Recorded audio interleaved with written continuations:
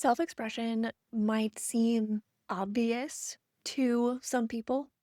However, being self-expressed or being fully self-expressed is something that pretty much all of us struggle with in some way, shape, or another.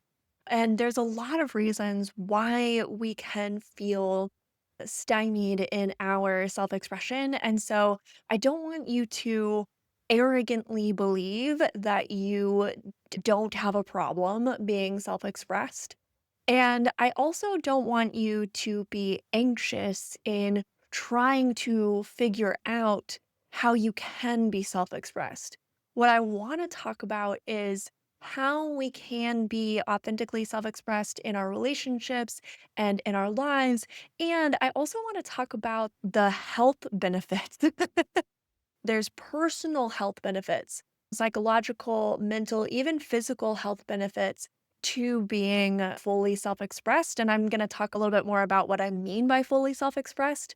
And then there's relational benefits to being fully self expressed and the fear of what your full self expression is going to do in relationships often holds us back. However, it generally helps relationships get stronger.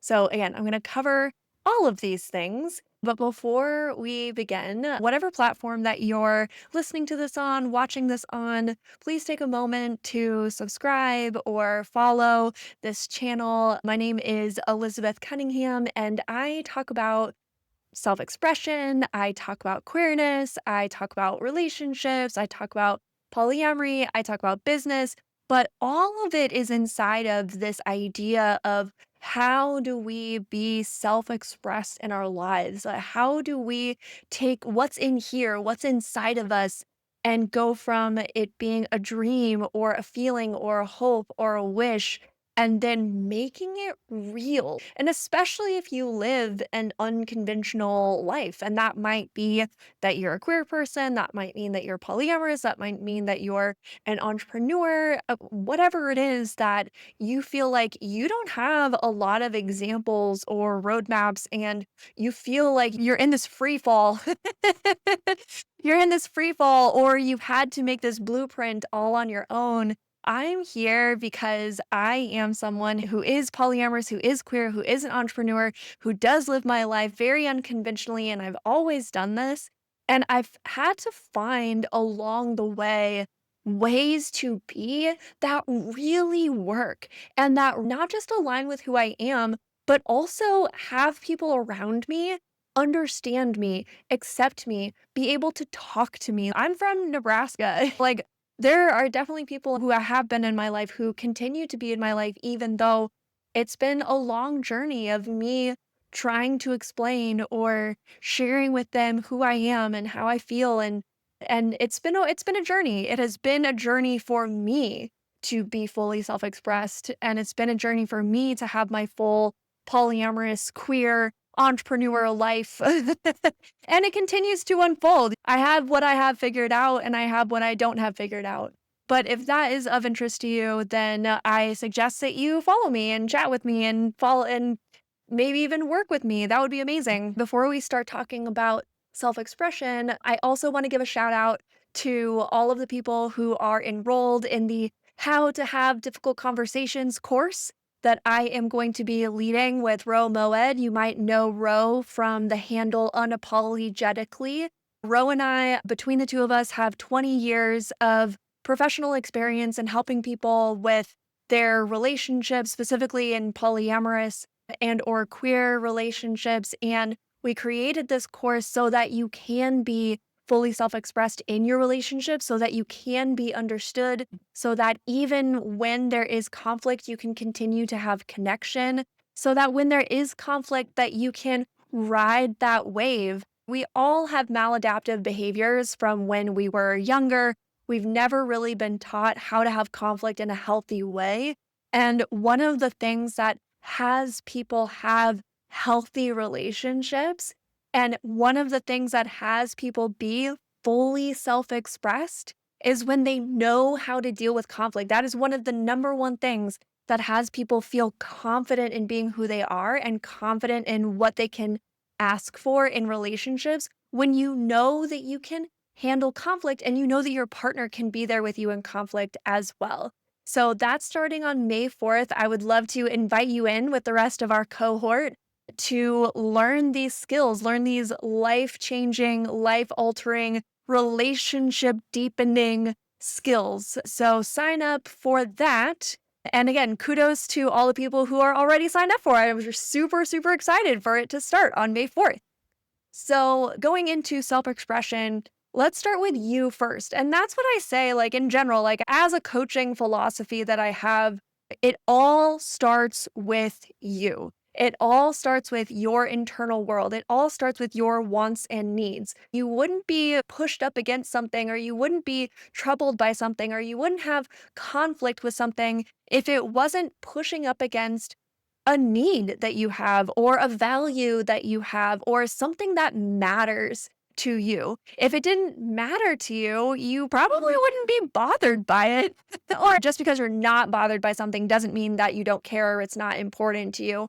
But if you are bothered by something, it is because it matters to you in some way, right? There's something in you that is like, not this. Nope. No, thank you. This is not cool. We got to do something about this.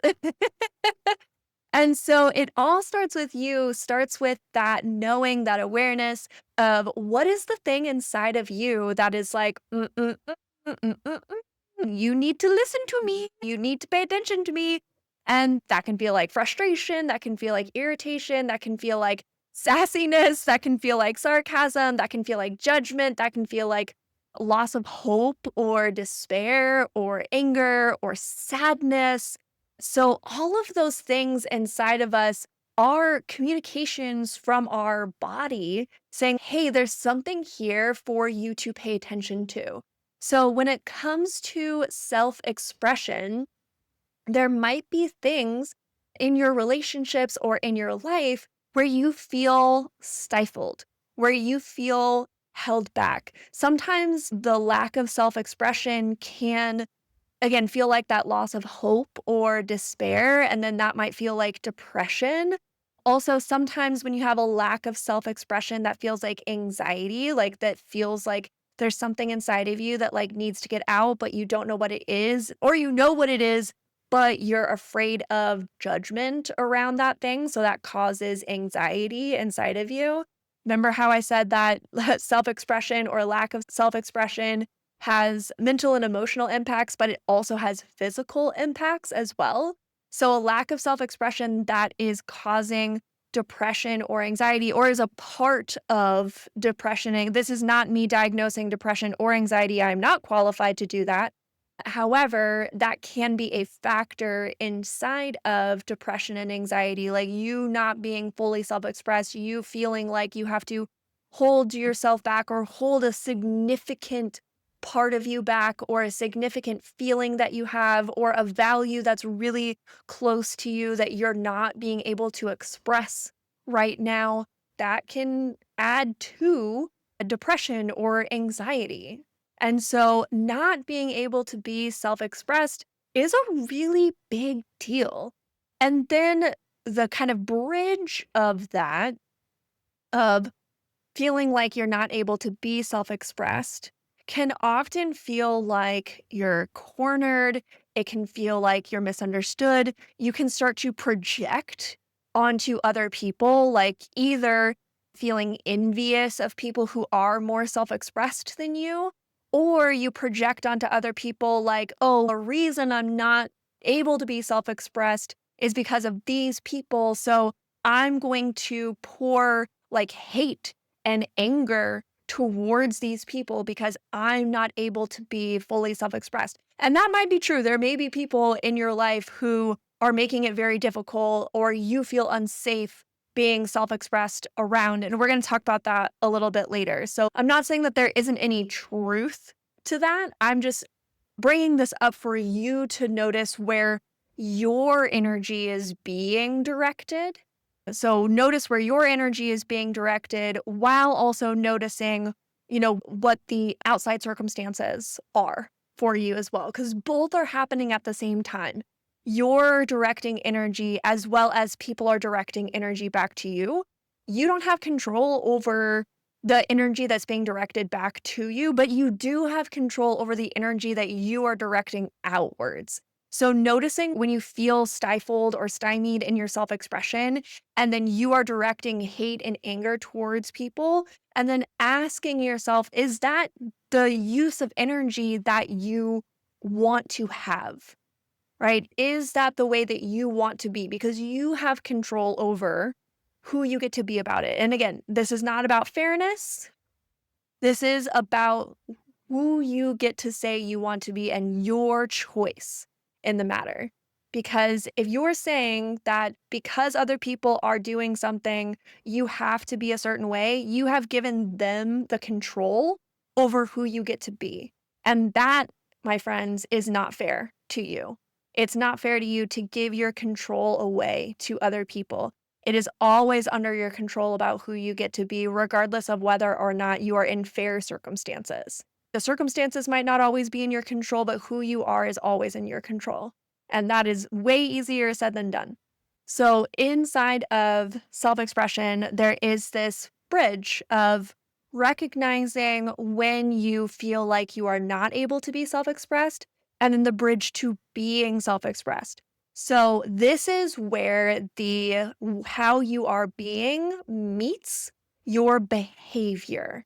So you also get a choice in yourself of how you behave as well. And this is also why we want to start where it all starts with you, where it all starts internally, and being able to name things that are going on internally as well, and even why you feel that way, like where that comes from in your family, where that comes from past relationships. Because then when it comes to your behavior, that can also be a reflection of what you've been taught and or the sometimes a reaction feels like that's the only option you have. Like the only option you have is to lash out. The only option you have is to stay silent. So when it feels that way, that's not a sign that's true necessarily, but it is a sign that you are stuck. It is a sign that you are in a reaction to something instead of a response. And when we're talking about self expression, and this is where it goes from inauthentic self expression to authentic self expression. So I want to talk about the authentic self expression piece here. And the authentic self expression comes from choice. It comes from your values. It comes from choosing who you get to be and who you want to be. And it also comes from choosing the behavior that you want to have. So, part of this for you might be slowing down your reaction and coming to a response. And that might even be stepping away from a situation and processing for a few days before you have a response. You are allowed to slow things down. Okay. You are allowed to take a second. I give you permission to step away when you need to so that you can come out of reaction mode. And that might feel like dysregulation. That might feel like even have physical sensations in your body. Like it might feel like overheating. It might feel like being overwhelmed. It might feel like being dizzy. It might feel like even an out of body experience. So when you're in that state, that is a signal for you that you, at the very least, need to pause the conversation and take a few big, deep breaths to get back to a more regulated state so you can come back to that position of choosing your response instead of being in a reaction. So when you can choose your response, I want you to consider, and this is why I'm saying, like, if you're new to this, maybe taking a few days and writing out all of the responses that you could have to this, all of the behavior that you could have to this. And I want to challenge you that there are at least 7 ways. There are at least, at minimum, 7 ways in which you could respond to whatever the situation is that you want to be fully self expressed. There's not just one, there's not just two, there are 7 different ways. And I want you to sit down and I want you to brainstorm all of the different ways that you could respond, that you could be, the things that you could say to all of this, right? It's for you to start to get creative in your self expression. It's for you to know that there isn't just one way to respond. I was working with a client recently, and this was something that we have been working with for a couple months. And one of the questions that I asked her in a session was, what is another response that you could have? Because she kept getting triggered by pretty much the same thing. And so we kept diving deeper and deeper into this trigger. And eventually I asked her the question, if you could respond in any way, and I said, what if you had a whole list of ways that you could respond to this instead of how you have been reacting? And her response was, I never considered that I could respond a different way. So that's why this is really important, is to recognize that there are multiple ways, again, at least 7 ways in which you could respond to something. And when you are writing down your responses, this is the thing that you're going to run into. Okay. I've been doing this for years. Okay. This is the thing that you're going to run into. You're going to be like, but this isn't fair for this reason. Or this person said this to me, so therefore what they deserve is this. There's some sort of, and I want you to consider that is only looking at this particular situation. Like you're getting a little bit too close to the situation, which makes total sense. Everyone does this, including myself, okay? Like this is totally normal human reaction to this. Is that they're like, but then if I respond this way, then that lets the other person off the hook, or that's unfair to me, or you see some sort of disadvantage to any other way of responding, which I want you to look at this in 2 different ways, okay? One is that makes total sense that you feel that way and why you feel justified in having the reaction that you do. Like your brain is like, no, this is the only reaction, and here are all the reasons why the other responses are not a good idea. Number 2 is what I need you to consider is that you need to look beyond this one conversation. And looking beyond this one conversation could look like, what am I committed to in this relationship? Like, how do I actually want this relationship to go? And how do I want to be in this relationship in general? Because when we get stuck in conflict, we can lose sight of the bigger picture here.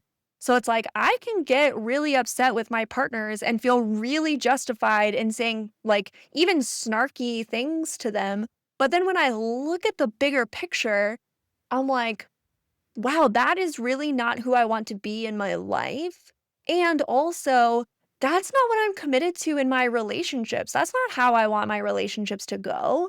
That's not my ideal way of relating to people. No, absolutely not. And so looking at the bigger picture and who you want to be in the bigger picture and how you want that bigger picture to go and play out is also going to inform the response that you have in any given situation. I'll give you another example with my mom and my relationship.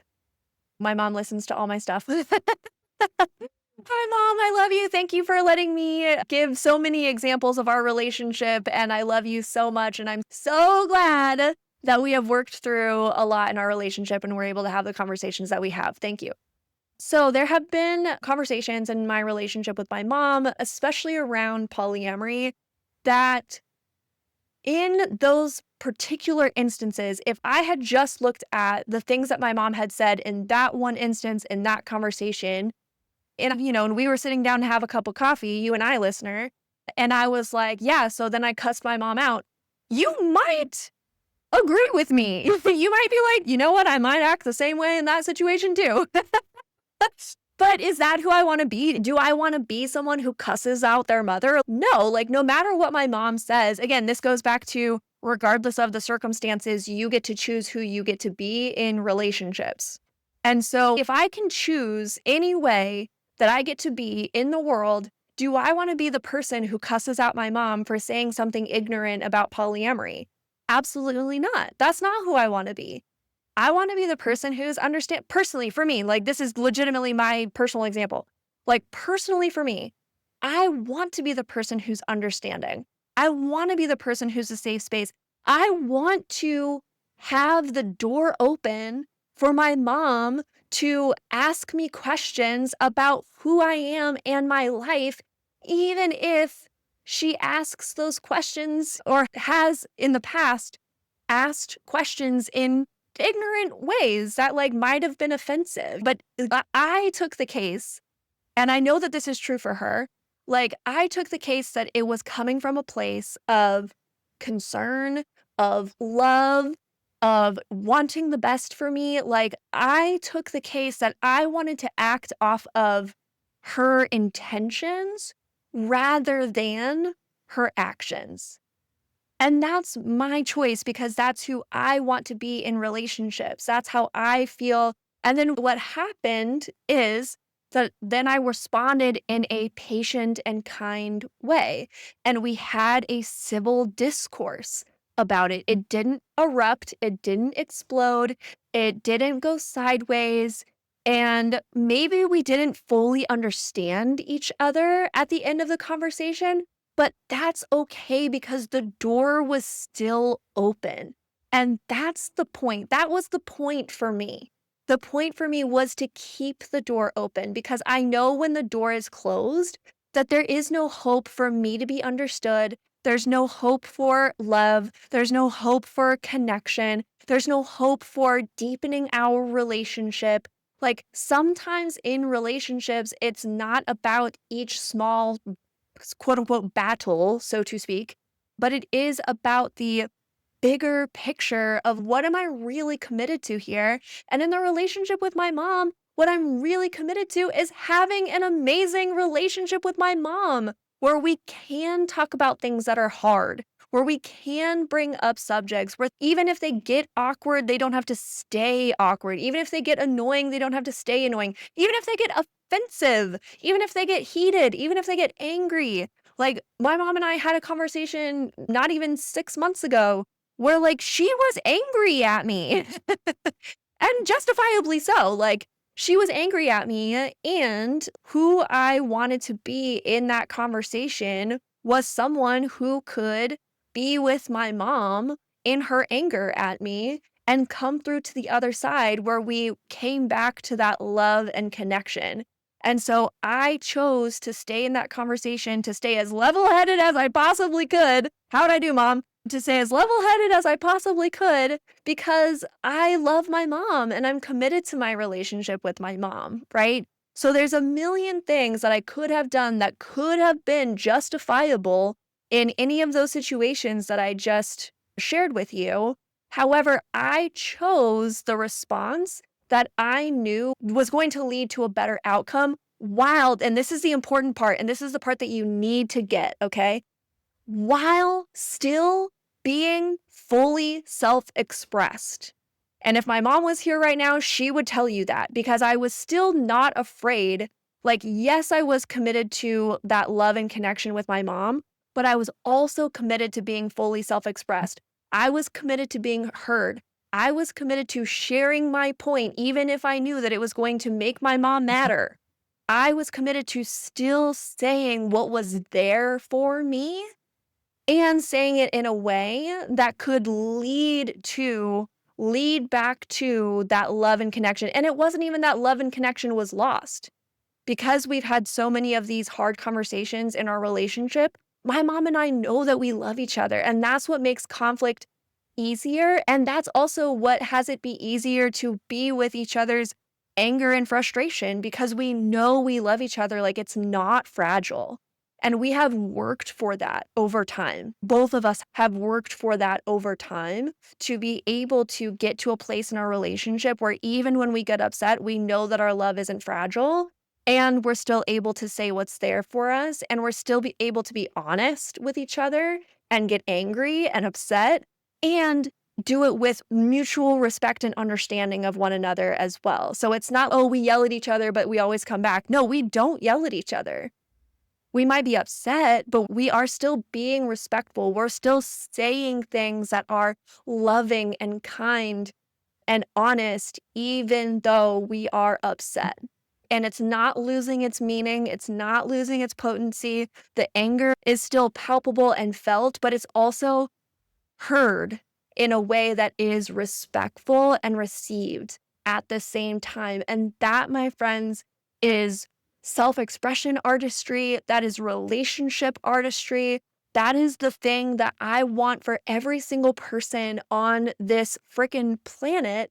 Because I feel like if we could have these types of conversations, if all of us were equipped with this type of skill, that we really could have conversations in the world that would make the world a better place almost instantaneously. And I'm not even joking about that. If we all had these skills, if we had these relationship skills, we would be able to solve things so much more quickly. And I was reading, oh, I'm going to forget what it was now, but I was reading an article several months ago, and it was about the climate crisis, and it was also about the policy changes that are hurting the climate crisis. And the researcher who was being interviewed for this article was being asked, what can we do? And what he said was, this is beyond the skill of my science. Like, my science is, I can't remember if he was a biologist or so. Again, I'm having a hard time remembering the specifics of the article, but what he said was, what we need now is relationship skills.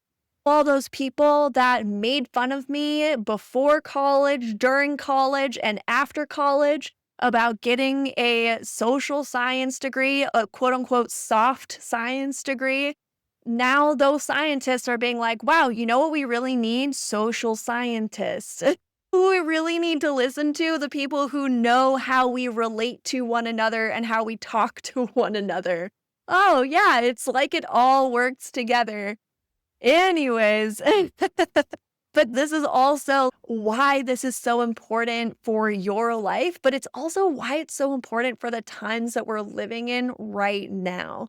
These skills are also a way in which we can bridge gaps that seem impossible. There are relationships in your life, and I know this for a fact. I've been doing this for years and years. I have seen people, including myself, who didn't think that they would ever have a relationship with some of the people in their life, bridge those gaps. I have seen people who didn't think that they would ever have the romantic relationship they wanted in their life, now happily living their best queer polyam life with domestic bliss. When you learn these skills of self-expression, conversation, relationship artistry, doors miraculously open where you didn't even know there were doors. So I am curious, dear listener, what are you getting out of this conversation for yourself? What are you hearing in all of this? What are you discovering? What do you have questions about? What are you agreeing with? What are you disagreeing with? Please tell me in the comments. Also, if you want to join How to Have Difficult Conversations, I would love to have you in. It starts May 4th, 2025. I would love to personally coach you on everything that we just talked about in this video today. And also, whatever it is that you're dealing with in communication in your relationships. Where are you stuck right now? Where are you stopped?